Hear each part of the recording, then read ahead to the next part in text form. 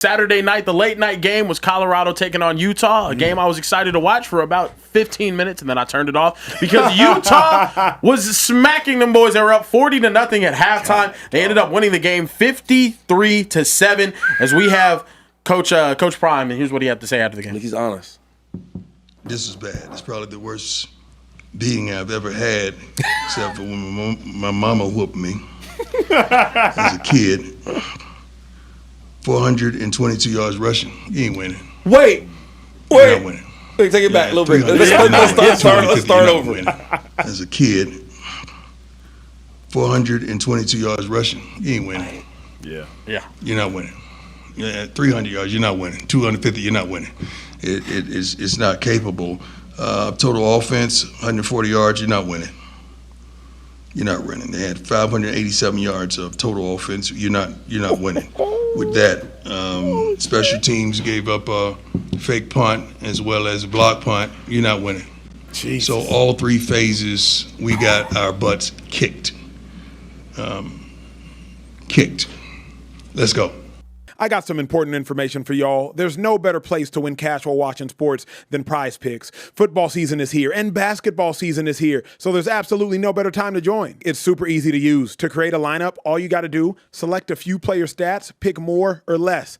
That's literally it. PrizePicks is available in more than 40 states, including California, Texas, my home state, and Georgia. But my favorite thing, PrizePicks is going to give you $50 in lineups when you make your first $5 lineup. What's that mean? Win or lose, you get $50 in lineups for free. Just download the app and use promo code Speakeasy today. $5 gets you $50 in lineups. PrizePicks. It's good to be right. Let's go where? Let's Yo, well, I like Prime is so different because every coach can't do that. He keeping it real. Like, yo, we every phase. And I'm the head coach and I'm saying it. So damn, that's a lot. About 400 yards? How's 400 that? yards. 422 yards. Because that's running back. Hold on, real quick. I don't want to look. Hold on. You can't tell me that a running back had 300 some yards. They had two go over 140. Running back had 145. Quarterback had 151. Was the 280? The quarterback was running between just those two. What I'm saying, that's 280. Yeah, and then Where's the other freaking 58, 32, 25? The next three backs. Yeah. Oh my God. Yeah, and sacks count as rushing yards in college football. So like, wasn't even no sacks. How many 400 yards though? In rushing though. Can we be honest? Is that fairness? Please. Can we be honest? Yeah, let's be honest. Colorado hasn't been a well-coached football team under Deion Sanders. They've been an incredibly exciting football team. Yeah. Shador Sanders went crazy. Travis Hunter went crazy. You know what I'm saying? Had a hella receivers. Horn went crazy. Yeah. Shout out to Deion Sanders for both recruiting those players and luring those players into Colorado. Shout out to Deion Sanders for creating the most exciting program in Colorado. Shout out to Deion Sanders for exceeding academic expectations that we haven't seen Colorado do in 20 years. Shout out to Deion Sanders for creating more buzz of a college football program than we've seen since USC in the early 2000s. But as far as a well-coached football team, Colorado hasn't been that. And I love college football. I go back to, remember, Colorado versus Kansas last year. Kansas ran for 326 yards against Colorado. This happens to Colorado. Yo. This ain't an outlier. Remember, I think that game was in Arrowhead. Kansas Jayhawks versus Colorado. Colorado had the Big 12 Conference Championship game at stake. Yep. Needed to beat Kansas to get to the Big 12 Conference Championship game, and they lost. Yeah.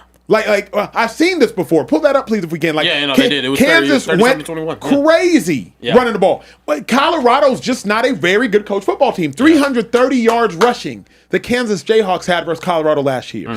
Now 400 yards rushing Utah Utes have versus Colorado this year. Yeah. If we're just being honest about Prime, incredible marketer, incredible leader, incredible man.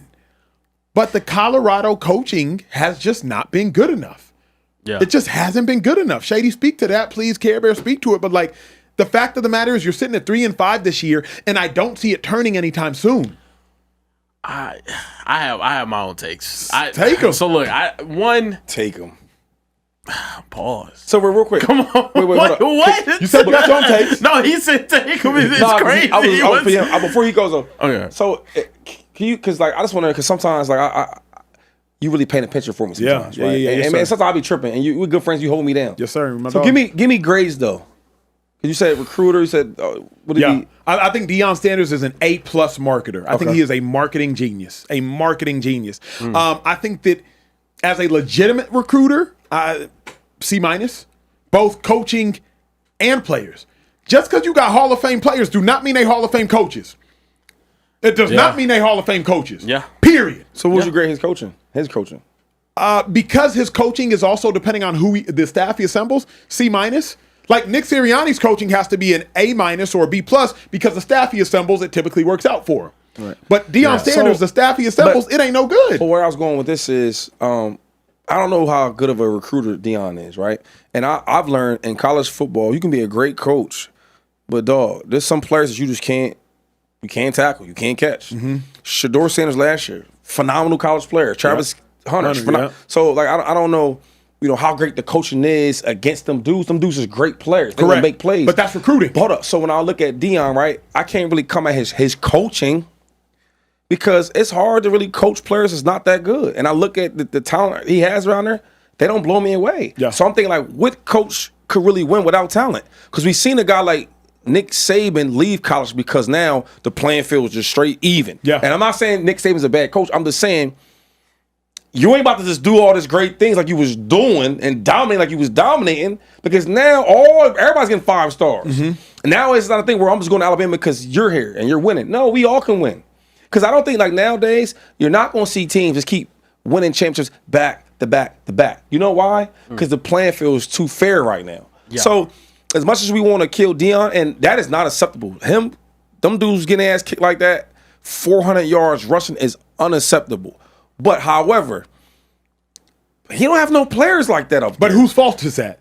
You feel you have to be able to. But I'm saying when you say, hey, let's be honest, Colorado's not a very coached team. They're not a coach well at all. But I'm saying, and I get you're saying. Like 400 yards, you're not coached well. That's terrible. But what I'm saying, sometimes, who you got up there, though? Who you have up there?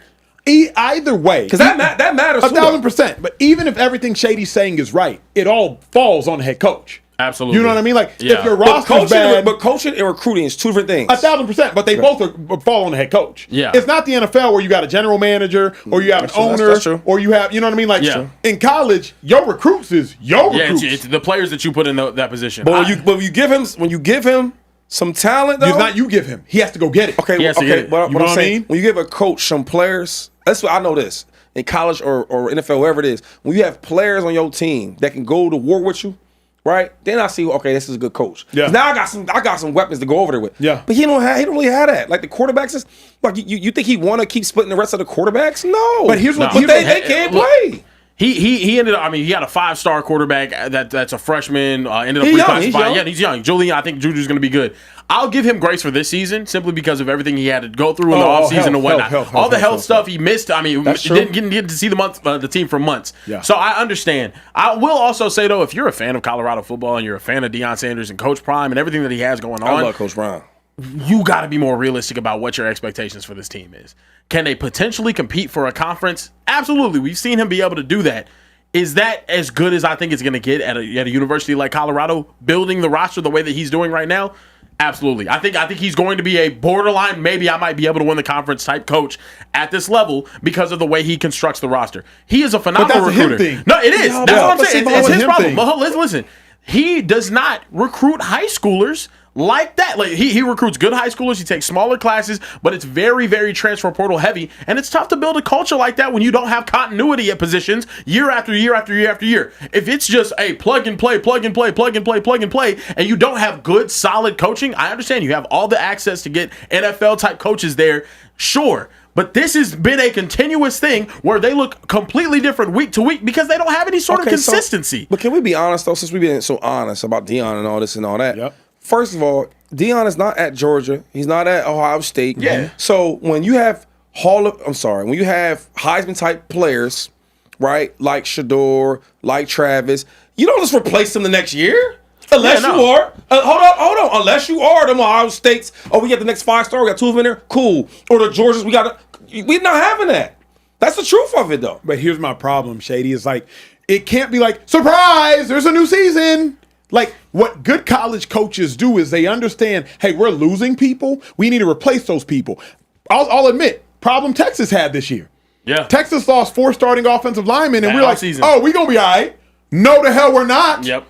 Texas lost Quinn Ewers. Oh, we got Arch Manning. We gonna be all right. No, we're not. Yeah. Texas lost 2 starting receivers, including Matthew Golden and the other one that got in trouble. Bond. And Isaiah Silas Bond. Bolden, 3 And years. and we gonna be all right. No, we're not. So the problem is, coaches, you can't act surprised. You need them in the pipeline. That's why I love what Oregon does every year. They got him in the pipeline. What Clemson used to do prior to Trevor Lawrence and all them guys, they had him in the pipeline. Yeah. DeAndre Hopkins leave. We got the receiver T. Higgins. Yeah, you know what I mean? Watkins before him. Sammy Watkins before him. Deshaun Watson leave. We got Trevor Lawrence. New day and age, though. Exactly right. And that's another thing, yo. Like Deion is so powerful. We talking about him in Colorado like they Clemson and all these other schools. They not them. So when you bring up these schools, bro, them schools been great for years. Sure. Colorado ain't never been great. But let's do this though. But does that not matter? It absolutely matters. So and then you use an example like Texas. It's embarrassing for Texas not to be good. How y'all not good? Y'all got a lot of money and y'all a big time program for years. Yeah. How are y'all not good? With Colorado, I can tell you reasons why they not good. I can tell you it. All I'm saying is this: is when you look at a program, it's the number 2 team in the nation right now, Indiana, right? Indiana's Colorado. I don't know how they get that, but must have Indiana's that's Curt Cignetti's a crazy outlier. coach. It absolutely is. all right. So you somebody else. I don't know nobody like them. But that's my point. It's like there's nobody like Deion. Like Indiana is Colorado. Indiana to the Big Ten. Georgia Tech, Vanderbilt, Yeah. like other teams that are just building. Look, They're gonna be good for 1 year, 2 years. That's it. This is my problem, though. The same issues that are plaguing Colorado right now were the same issues year 1, were the same issues year 2, were the same issues now. It's the same issues that they've been having. Shador Sanders and Travis Hunter being amazingly talented players, and LaJonte Western, all these other guys that he got. Guys, Travis Hunter and Shador weren't the only players from Colorado that they got drafted. You ended up getting the number 1 offensive tackle in the entire country to commit to your team. He's there. He's in his 2nd year. You have players. You also have the ability to get talented players. He signed a 5-star every single year he's been there. It was Cormani McClain, then Jordan Seaton, then Juju Lewis. He is signed a 5-star. He can sign 5-stars out of high school just like the big schools can. That's why Colorado hired him. At the end of the day, look. He has to be better about roster management. Yeah. He has to be better about development. Yes. And he has to be better about coaching hires. Yes. I think he just has to be better but to me, as a head coach. He's learned it. It's fine. It is fine until it's not. But to me, what it is there's so much sizzle, not enough substance. Yeah. So much sizzle, right? Like, shout out to Warren Sapp. Shout out to Marshall Faulk. Shout out to Randy Moss. These are some of the greatest NFL players in the history of the game. I don't know what they are as coaches. Their players aren't necessarily playing all that well. But sizzle though, hella sizzle. I just desire more substance because here's what we know: the Big 12 is not a good conference. They're not. No, they're not at all. Utah, Iowa State, BYU, Arizona State, Texas and they struggled this year. Yeah. Like the Big 12 is not a good conference, and we're 3-5.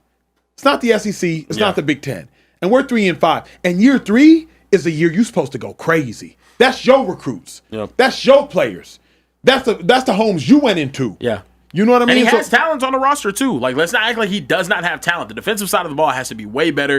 And then also, just, it's continuity. You can't build culture. There's talent on that team. I don't see a lot of that. Their starting left tackle is a projected top 10 pick in next year's draft. He is. He keep going. Nah, you have talent. Caden Salter. Really good. He was a draftable prospect before he transferred over. Yeah, he was Liberty. He's like that. Yo, hold on. I've seen it. He if this was a 12-team playoff, he would have led Liberty to the playoff 2 years ago. He's not a bad quarterback. Dude, this is not Liberty.